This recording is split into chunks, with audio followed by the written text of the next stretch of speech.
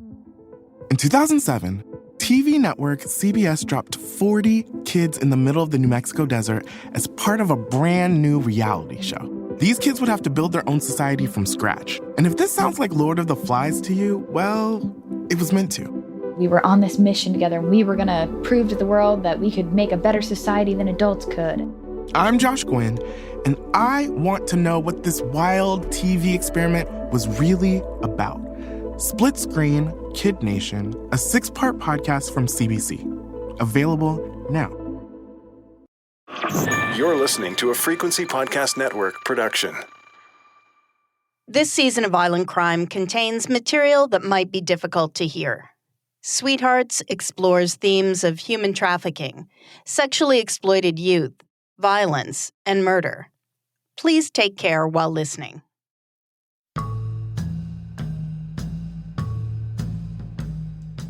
I'm attending school in Ireland when Twin Peaks premieres on television back in 1990.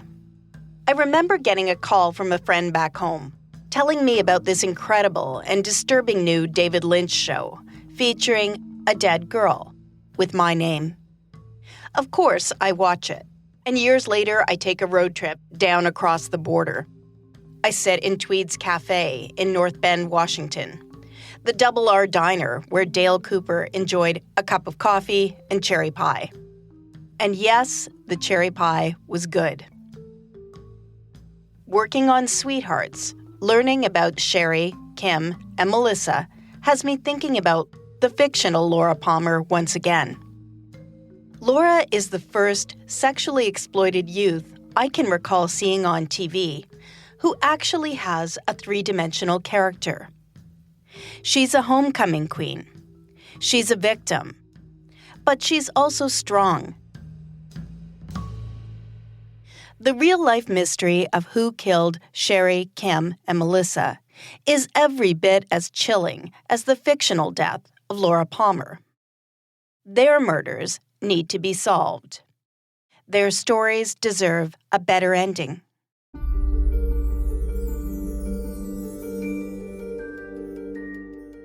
Why would anyone want to kill Cheri, Kimberly, or Melissa?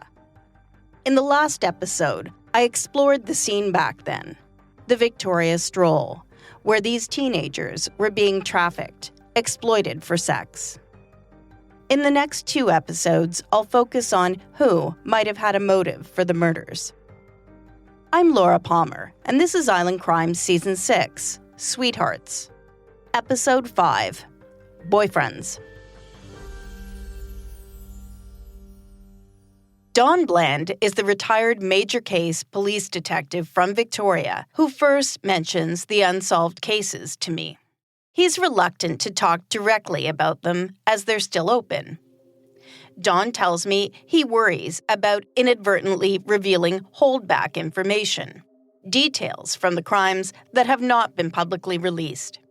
But I ask him to speak generally to the relationship between police and sex workers back then. It was usual for our detectives to go out at night and, talk to them, get their names, address, photographs, description of tattoos and one thing and the other in case they end up some foul play. And we know where they were at one given time, and we could probably identify them through tattoos if they didn't have any ID on them.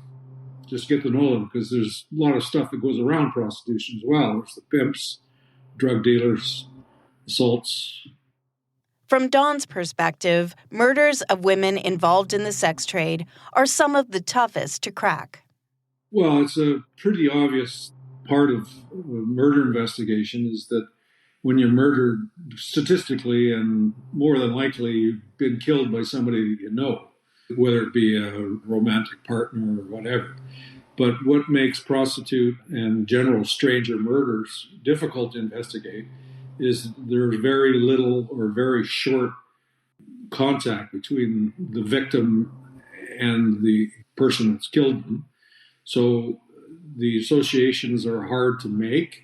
So I've investigated several stranger murders. The victims are usually female. So that's what makes it very, very difficult, because you can't make any nexus between the victim and the accused. and you're basically dependent on forensic or other kinds of evidence that can hopefully link a person to the victim. Apart from their clients, that nexus, that relationship that Cheri, Kimberly, and Melissa would have had with someone at that time in their lives, also includes the men who were trafficking them back then. But Bland doesn't view them as likely suspects. When people say pimps are killing their prostitutes, that doesn't make any sense to me. For them, that's their cash, and they're not going to kill them. It's like a loan shark killing somebody that owns them money, right? So how are they ever going to get the money if they kill them? Pimps may beat them up, they may do all kinds of nasty things to them, but from what I know, most of the prostitutes that I investigated that were murdered by clients.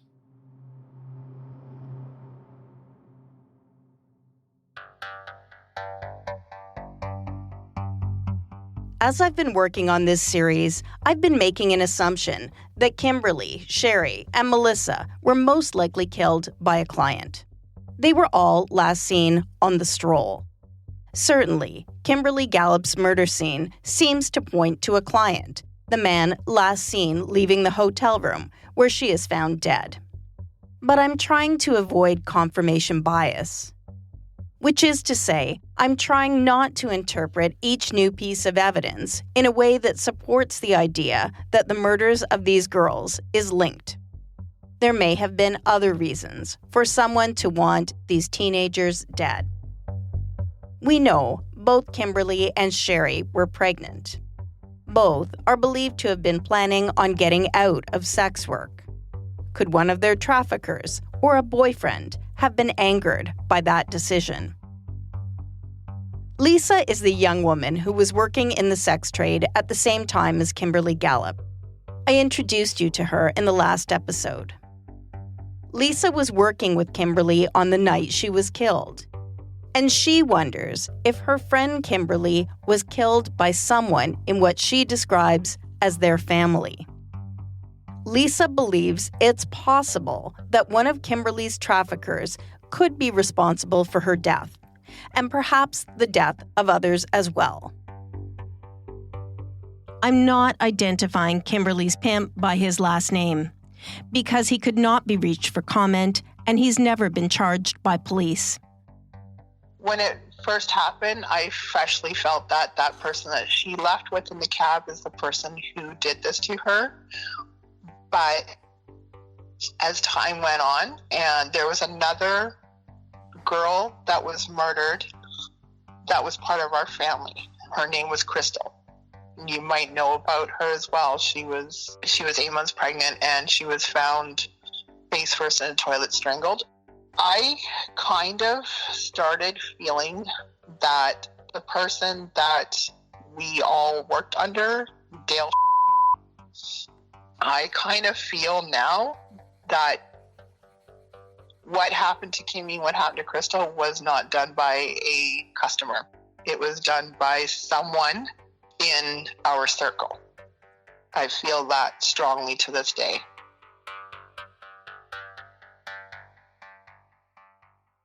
At first, I'm unable to learn anything about the death of a sex worker named Crystal, or whether her death could be in any way related to the murders I'm focused on. I combed through newspapers of the day, and I put in a request to the RCMP in Kelowna. And then I stumble across a small article. The headline, "Man Jailed in Hooker Assault." 19-year-old Crystal Wright is murdered on September 1991. She is 7 months pregnant. A 24-year-old man confesses to her murder. Anthony Carlo turns himself in to the RCMP, saying he was drunk and high and can't recall killing Crystal. Carlo receives a 2.5-year jail sentence. 2.5 years. Now, I'm not at all familiar with the circumstances of this case, but it seems like an absurdly short jail term. And I can't help but feel it says something about how the justice system viewed the value of the life of the young woman who was murdered. When Lisa says Crystal was part of their family, she means that Crystal, Lisa, and Kim are all working for the same man. Their pimp family is led by a man named Dale. Here's what Lisa has to say about Dale. Dale was like the top guy, I guess you could say. And what is it that has made you think over time that he might have been involved? Just the kind of person he was. She recounts a story about a time she is working in Kelowna. Lisa is approached by another man who owns an escort agency. She is on the track, as she calls it, or the stroll, as it's more commonly known. Word gets back to Dale, and he confronts her, holding a stiletto heel to her head and threatening both her and her child. I'd heard stories that Dale was violent towards the girls. And then having my own experience with him, it just makes me feel like if he had some part of it, he didn't do it, he had some part of having someone do it. I don't know. I feel that maybe word got back to him that Kimmy had wanted to leave, get out, right? Because that day before we went out, she had said she wants to leave. She wants to get out of that life altogether. And I didn't say anything to anybody about it. I kept that to myself because I was going to leave with her. But maybe word got back to Dale that she was going to leave because we weren't going to sit down and have a discussion. We were going to pack our stuff and just take off.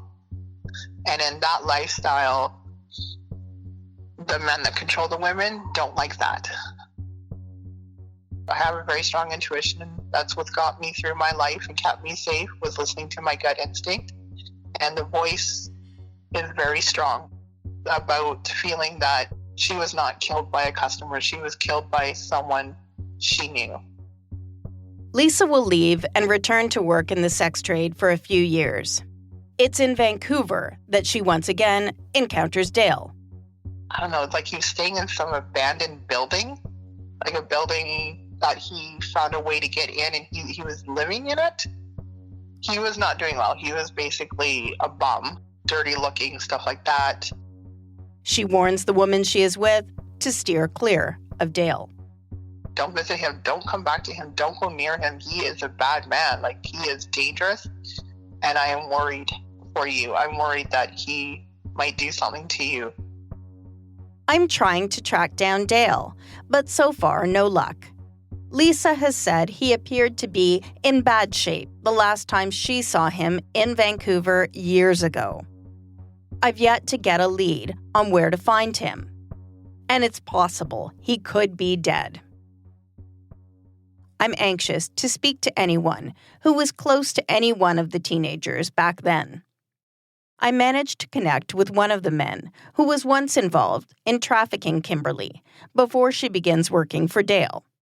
Frank now lives in Chile. He initially blocks my messages, but I'm persistent. He's trying his hand as a rapper. I find his YouTube channel. Frank writes songs with titles like Streets Getting Ruthless, Stay Funky, Keep Livin'. I love to be doing what I love to be doing, because I love to be schooling. After a while, Frank writes back to me. I have not contacted you and blocked over Facebook due to I have no idea whatsoever of Kimmy. For the most part, on Island Crime, I try to speak to people directly. But from time to time, I use voice actors to portray interview subjects or to read emails or brief notes. The officers in Victoria, Vancouver Island, never asked me questions on this specific matter. All I know is that she worked for me, that she went to a dude by the name of Dale. After that, 1 to 2 weeks, she was found dead in a hotel/motel. So if that helps, that is all I know, Miss Laura. And it's quite weird we are in 2023 and no one has ever been arrested, convicted on this matter. I have no info on the day, the time, the person, nothing whatsoever. I have even thought, it's been so long, one never knows it could even be an officer. mean, did the police question the hotel/motel front desk on who they saw, or cameras, etc.? This is the only help I can give. I'm surprised to hear Frank say he was never questioned by police back then. Kim's friend Jessica has said it was her perspective from the street that the investigation at that level was not robust. I reached out to the various police agencies involved in investigating Cheri, Melissa, and Kimberly's cases. But they're not commenting. Because of this, I don't know for sure what kind of work was being done on the ground to investigate these cases back then. But I would think, as Kim's former pimp, Frank would have been someone worth talking to. I write back to Frank with more questions and an invitation to reflect on Kim. She was a beautiful, happy-go-lucky lady, for real, and she came to work for me because she had a crush on me. I never, ever obligated anyone to do anything. She got into a life that many ladies get into.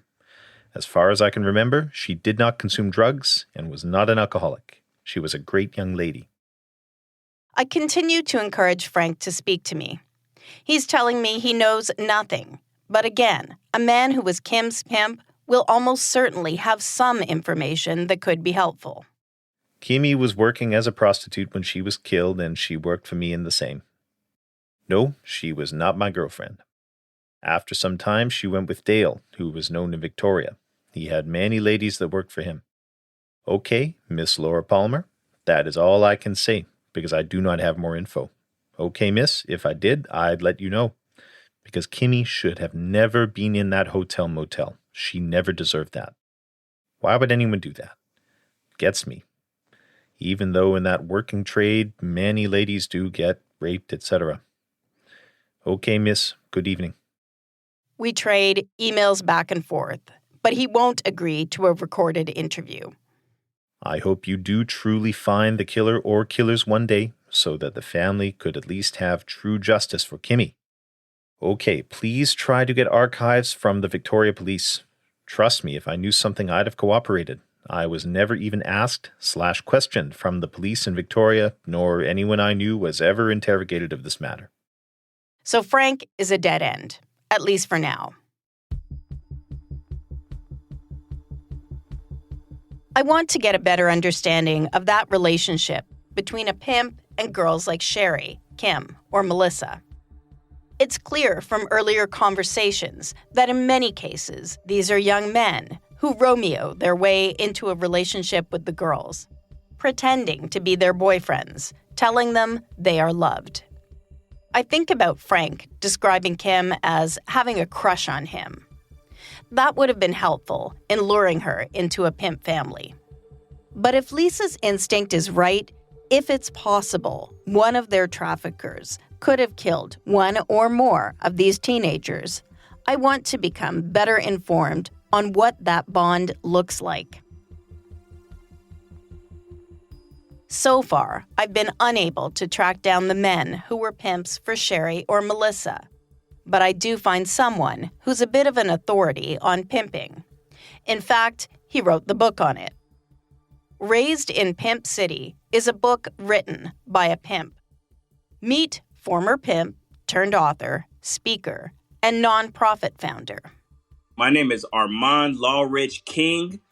I am a San Diego, California native. I've been throughout this country called the United States. Standing here at 42 years young, blessed by God to have survived many of the ups and downs and turbulences that life has thrown my way. Armand is working as a pimp a few years after Melissa, Cheri, and Kim are being trafficked for sex. To be clear, he was not their pimp, and these days we would refer to him as a human sex trafficker. There's an umbrella that's put over trafficking, even though there are many different types of human sex trafficking.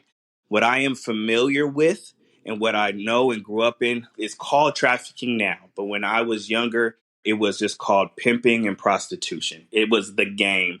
So for the lack of having a term, I created domestic urban human sex trafficking. the stereotypical American pimp and prostitution that was going on the blades and boulevards. That is, when I speak of the game, when I speak about my experience, it was that. And that's where it came from. I have an idea of the stereotype Armand is talking about, but I'm curious about how he himself views it. You would see these costumes, you would see majority black men or white men dressed up like those black men in costumes, but you would see this image of this flashy pimp, big pimp hats, fur coats, things like that. That the stereotypical Cadillac black male pimp. You still see it reflected in movies when they do this, Starsky and Hutch. If you go back to the 70s and look at the blaxploitation films like The Mac, what else? Superfly. If you go to any of these Halloween costume stores and you go to get the pimp costume, that I don't even know what better to say. As a teen, Armand says he was fed a diet of music, TV, and media that glamorized the idea of being a pimp. I had no idea what a pimp was until they taught me what it was. Pimp was just a cool word to say. But then now I'm looking at Pimp Snooki. I'm looking at Gorgeous Dre. I'm looking at these dudes that look at the time like prosperous black men, where I'm over here not knowing what I'm about to do with my life. With 7 other of my friends just coming out of being a homeless kid. With 7 other of my friends with not one of us having a father in the household. None of us. And then I see these examples, and that's what we followed. And then the rappers that we listened to instantly turning into pimps too. Everybody's talking pimping. This must be okay. And then the girls in my neighborhood that I'm going to school with, they're watching and seeing and living the same experience as I am. From where Armand sits, he views himself and the women he sold into sex as being in it together, just lost kids.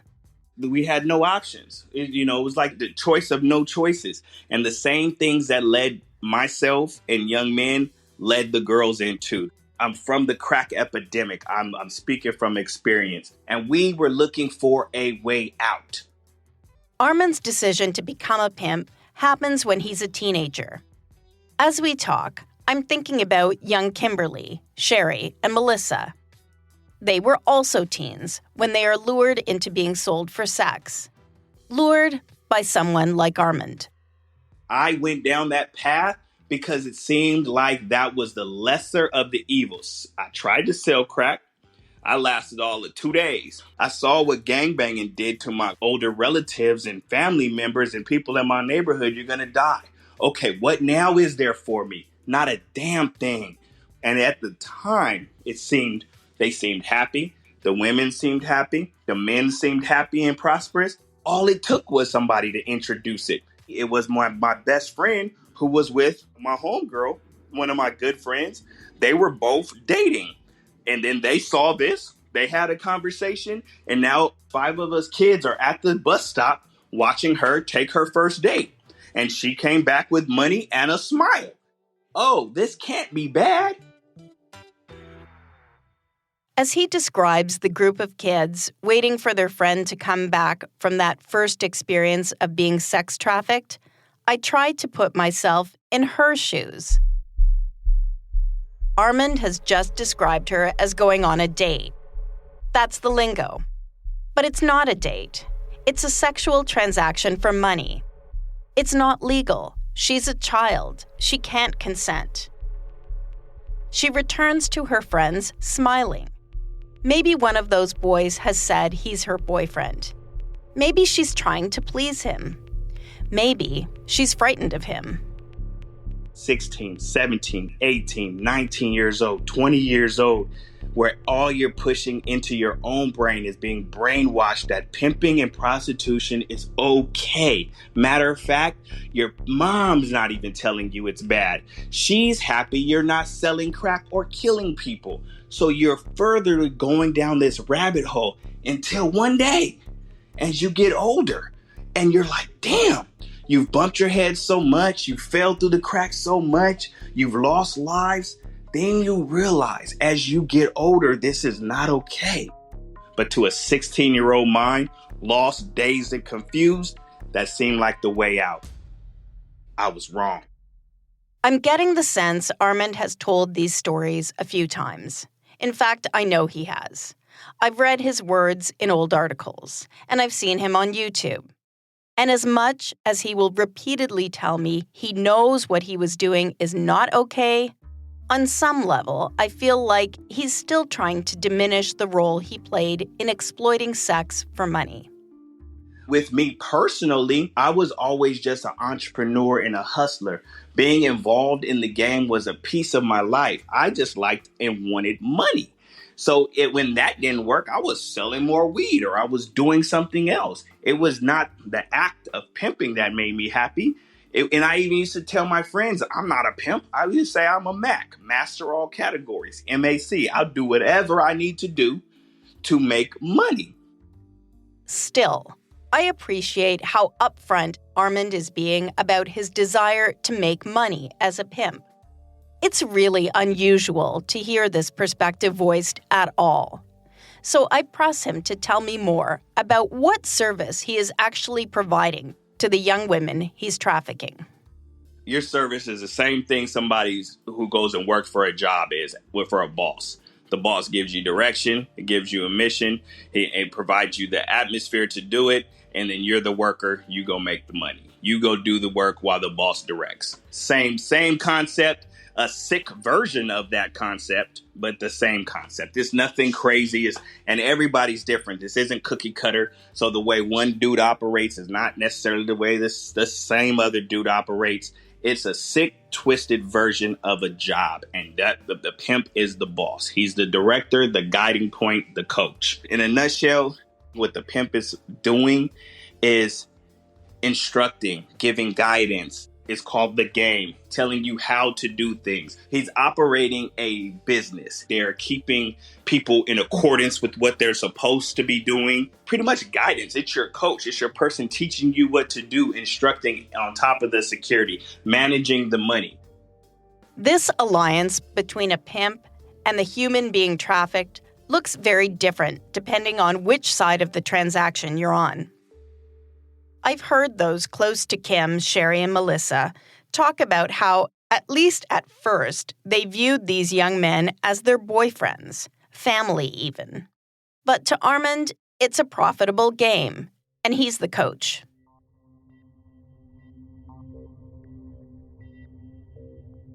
I hate using the word good pimp because there's no good pimp. But if you were doing what you're like the unwritten law is you're really building. You're not just selling dreams of what you could. You're actually investing and building so that the people working with you are coming up and benefiting and everybody is growing together. That's technically what's supposed to be happening. Does that happen? Nah. Armand's experience is in the United States. I know women working in the sex trade circuits would sometimes include American cities on the West Coast too. But I don't know how much that experience of being a pimp in America would have been like that of a Canadian pimp. Armand suspects at the core of it all are the same concerns. The root issues are the same. Poverty, lack of opportunity and resources, and proper education. So we're always going to have some problem until those root issues are addressed. I wish young men and young women did not still see this as a feasible way for them to get money. I wish this would stop. I do not condone it at all. It is wrong and it should not happen. Perspective really is everything.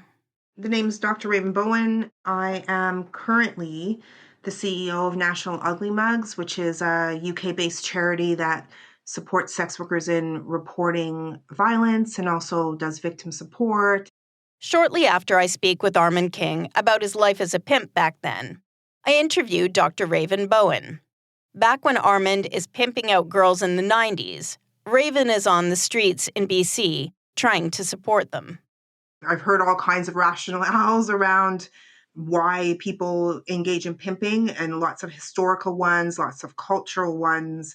But from my perspective, the women are the ones that were actually out there risking their lives, earning, whilst a lot of these pimps were in the bars. People have the right to describe themselves, I'm sure. I can hear what that person said. But for a man, I think that there are other ways to make money other than putting women's lives at risk. It's tempting, especially within the true crime genre, to see the world in black and white, good and evil. But Raven reminds me it's not always that simple.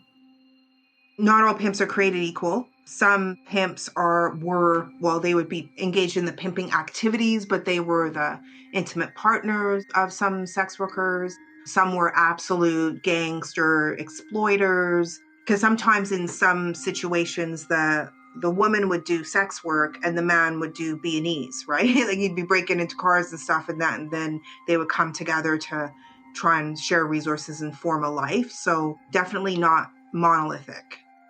If a pimp killed one of these girls, understanding the business side of these relationships could be useful. Raven Bowen explains the role of pimp as manager. Families who were involved in managing or exploiting individuals, depending on your perspective, because the street-based strolls were managed, they were controlled. So certain families owned certain strolls. And then in order to be on a certain corner, you had to be part of a certain pimp family. That's how they refer to them. The sex workers who were working as part of the family were considered wifeys. But yeah, there were different families that controlled different sections of various strolls. And sometimes there were also members of organized crime that controlled certain strolls as well. So except for on the renegade strolls, most folks were associated with either a family or an organization. It didn't look organized, but it was very, very organized. And particularly the folks that would commute across the country or internationally, those families would move people. They would have strolls or designated areas in various cities across the country. You would know based on the stroll who owns that stroll. I know for certain Cheri and Kimberly were being trafficked in different cities in Canada. Vancouver, Edmonton, Kelowna, Victoria. And it has been suggested that their deaths could be linked to the deaths of sex workers in other locations. So that circuit could also be part of the puzzle. Raven Bowen once again. Well, because it was driven by commerce, right? It is for all of the exploitation and everything, there is an underlying business acumen associated with this. So before or during specific events, like Calgary Stampede, everyone was in Calgary, right? So Winnipeg, they're in there at certain times of year. Or if there's, major events and there would be clientele in a certain place, that's where people would move. Sometimes it was seasonal, depending on the ranking of the person. The best work women would get the best strolls at the best times. They would get the best locations on those strolls that were managed by the various factions. And sometimes the movement was because one city or region was heady, like too many cops, too much criminalization, and so folks would move. So it would be either strategic as a business decision to move because there's clientele in a certain area, or it could be in response to enforcement, or it could also be in response to turf wars.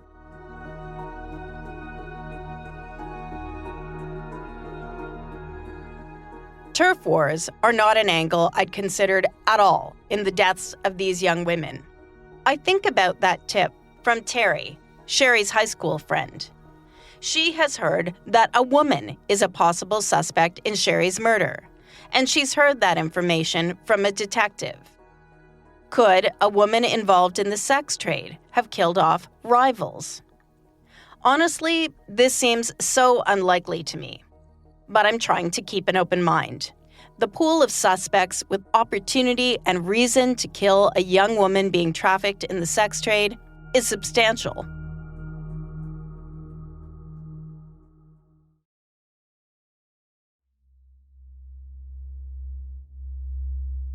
More than half of women are killed by an intimate partner or former partner.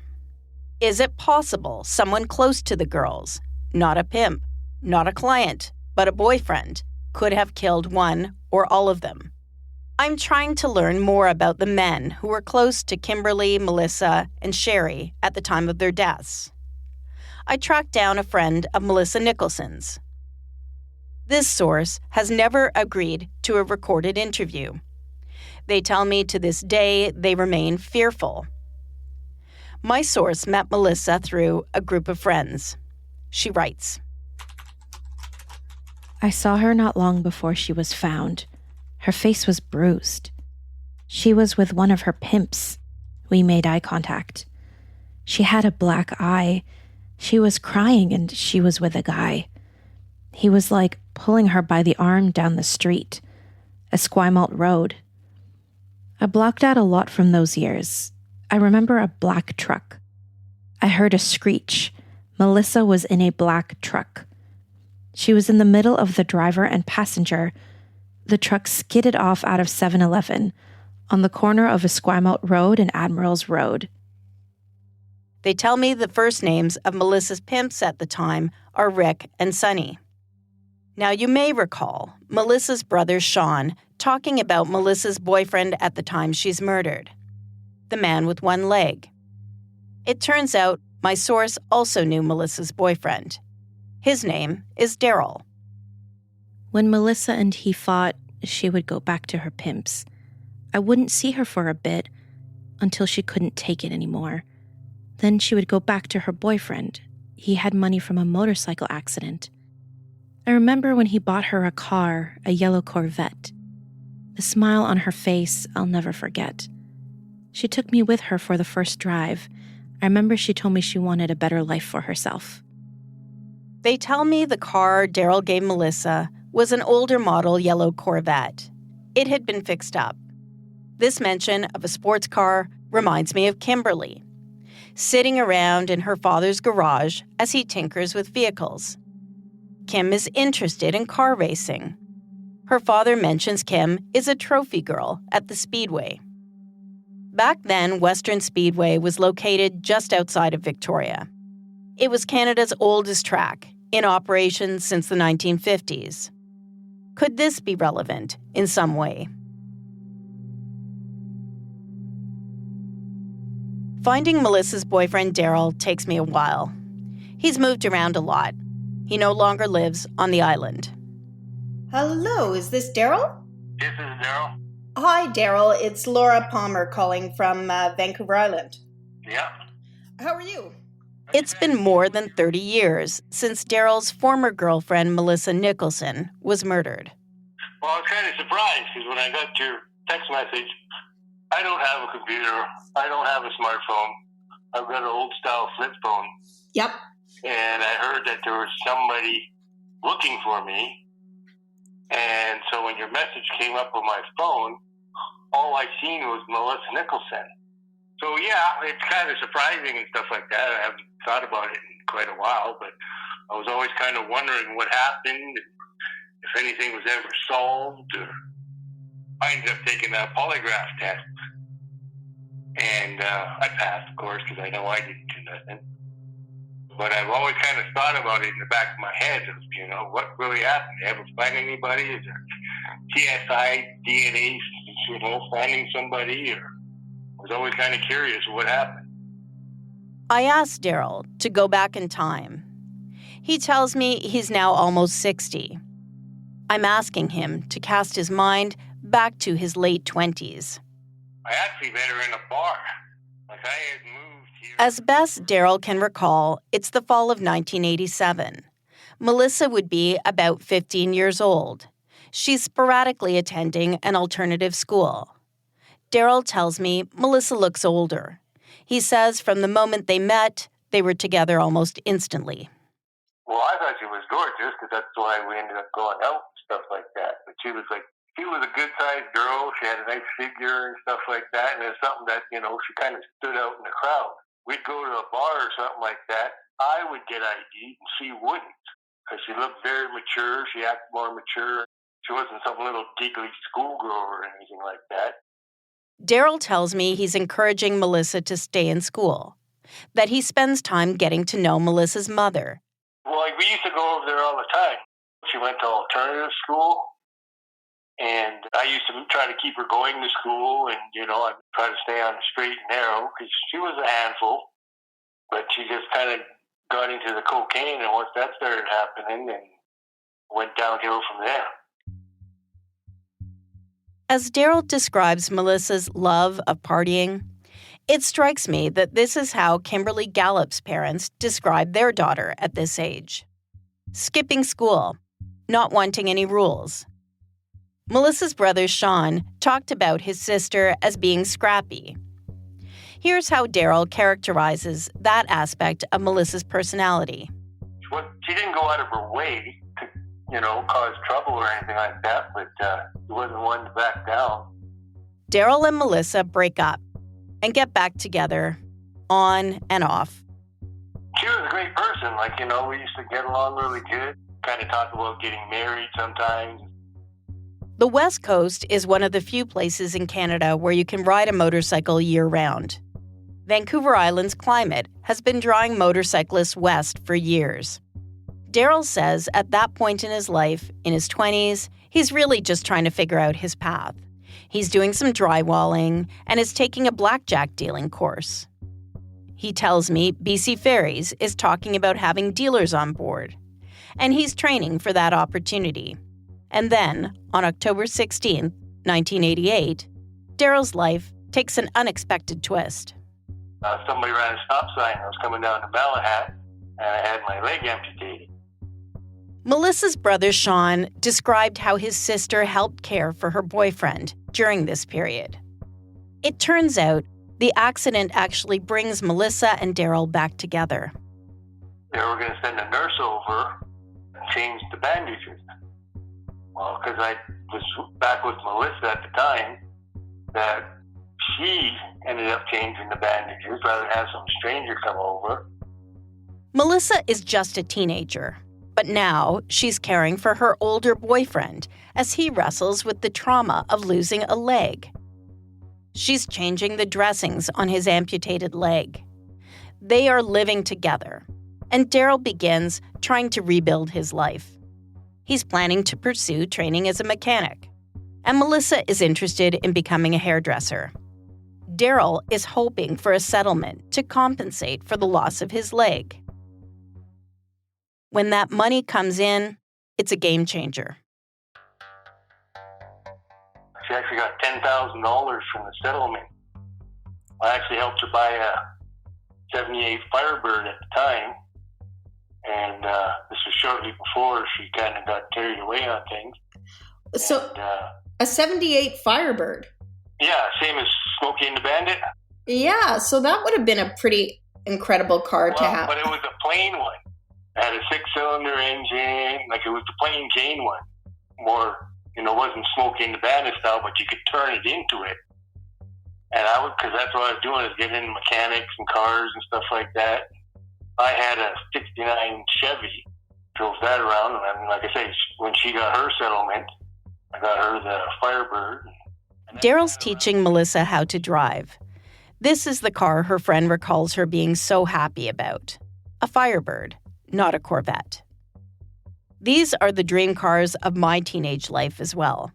It would have been huge to own one at Melissa's age. I learned to drive on my parents' Mercury Zephyr, a boring, boxy vehicle. But driving a Firebird, well, that would have been an absolute dream. Daryl keeps a book of memories and photos from this period of time with Melissa. It's kind of personal because I keep it to myself, and it's, pictures of us kissing and stuff like that, and dressed up for Halloween. Daryl helps me to understand Melissa's world in those years before her death. And that's kind of around the same time when she started drifting away, but I'd given her $10,000, which probably didn't help. You'll recall Melissa's stepmom getting a phone call from a social worker when Melissa is about 14. At that point, she's already skipping school and living on the street periodically. Melissa's mom has a new partner and is fostering other children.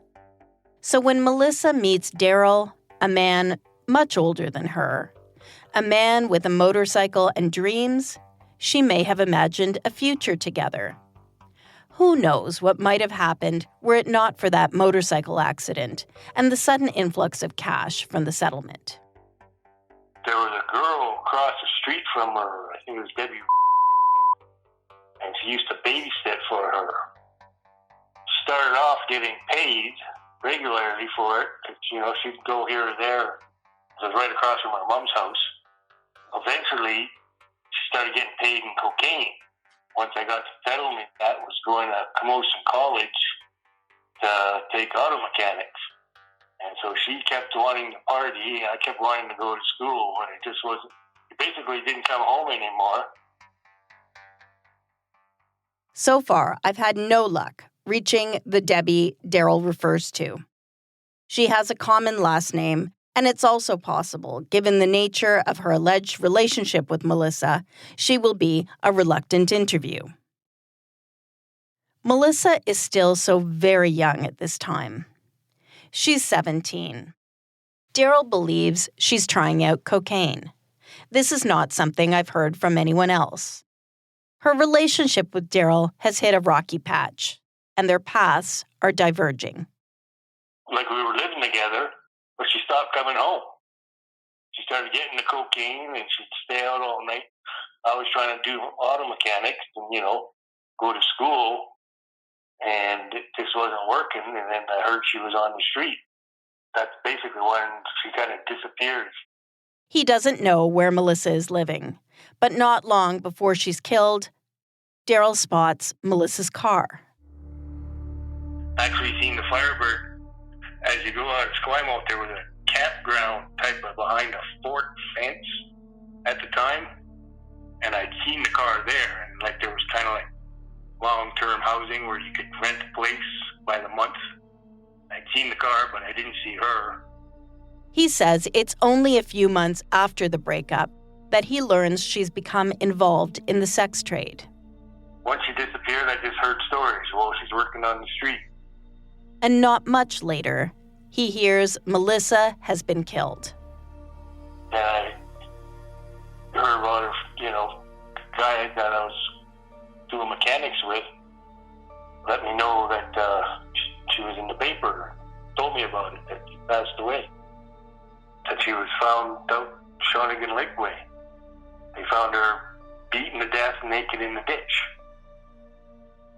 Daryl was Melissa's on-again, off-again boyfriend for years, and unsurprisingly, police looked to him as a possible person of interest. Well, of course, being the next boyfriend and stuff, I should be top of the list. Just had the settlement. Could have been money problems or something like that, which, I watch enough TV. And the first one you go to is the ex or, significant other. And because I had my settlement and stuff like this, and I had a lawyer for a couple of years, that I asked him. And because they kept wanting me to do a polygraph. And I was really nervous. Because, you can lie on a polygraph and pass, or else you can be nervous on a polygraph and fail. And I was just kind of freaked out about the whole thing. And the lawyer says that, well, it's no good in court anyways, so you don't have to do it. And after a while, and they kind of kept saying that, geez, we could clear you up and stuff like this, and it went on for quite a while. And I said, fine. I knew I didn't do nothing.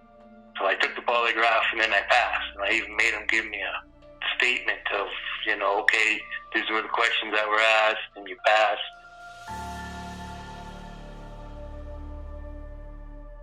For more than 30 years, Daryl has been carrying around this book of memories of his time with Melissa. And he's carried questions, too. Who could have killed Melissa, and why? My only thought was, you start hanging around with drug dealers and stuff, and she was getting pretty heavy into the drugs, and my first thought, because she got beaten to death, if somebody was trying to send a message or something, because you ripped somebody off or something like that. That was just kind of my own personal thought.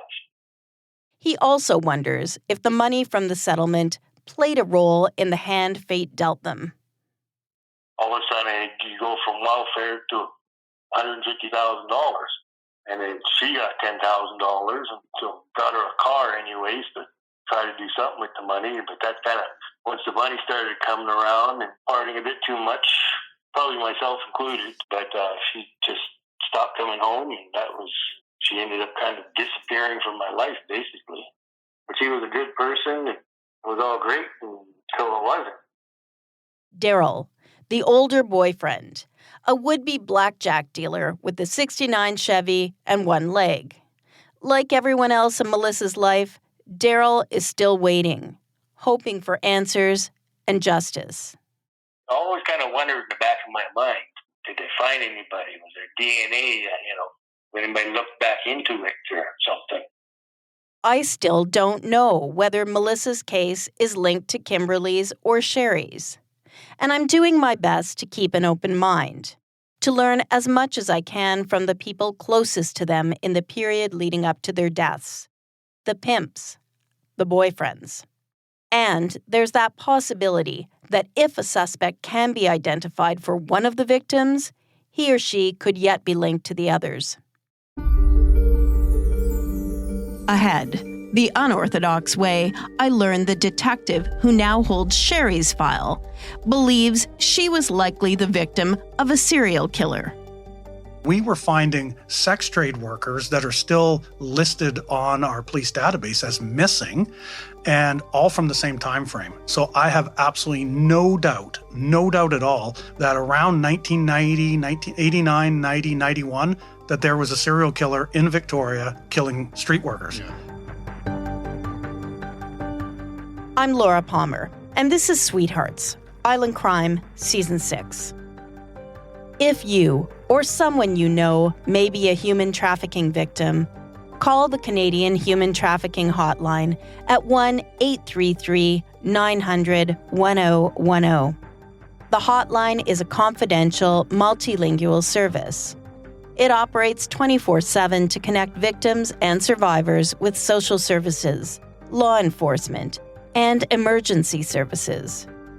It also receives tips from the public.